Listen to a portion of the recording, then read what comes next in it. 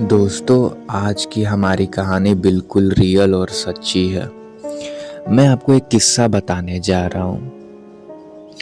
तो मैं अपने एक मित्र के साथ अपने गांव अंधेरी रात में खेत के रास्ते बस स्टैंड की तरफ जा रहा था। तो मेरे मित्र ने कहा, थोड़ा जल्दी चलो, इस खेत से आगे कुछ दिक्कत है, समस्या है। तो मैंने पूछा कि क्या बात है भाई।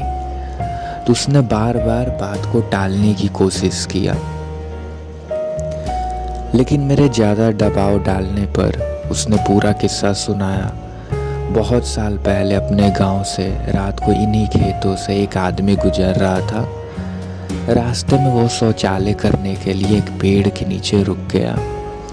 उसके बाद वो जैसे ही थोड़ा आगे की ओर बढ़ा, उसे किसी बच्चे की रोने की आवाज़ आई।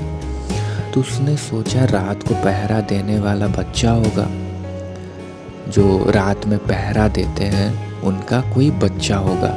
लेकिन तभी याद आया कि खेत तो रामू काका का है, जो कि 3 साल पहले ही यहाँ फांसी लगाकर मर गए थे।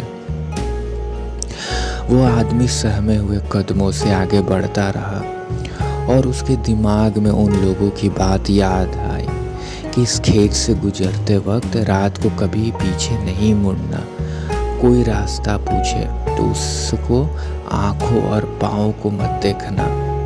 कोई कितना भी बोले मत सुनना।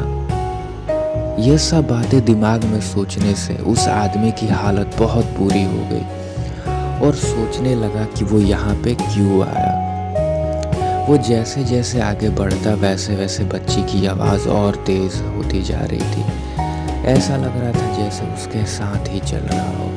तभी अचानक उसने देखा कि एक पेड़ से बंधे झूले में बच्चा लेटा रो रहा है। उसने आवाज़ लगाई, ये किसका बच्चा है भाई, ये किसका बच्चा है भाई। लेकिन कोई उत्तर नहीं दिया। तो डर के मारे आगे बढ़ गया, लेकिन बच्चे की किलकारी सुनकर उसे रहा नहीं गया और उसने पीछे मुड़कर देख लिया। तो उसने देखा वो बच्चा झूले में उसके पीछे पड़ा था।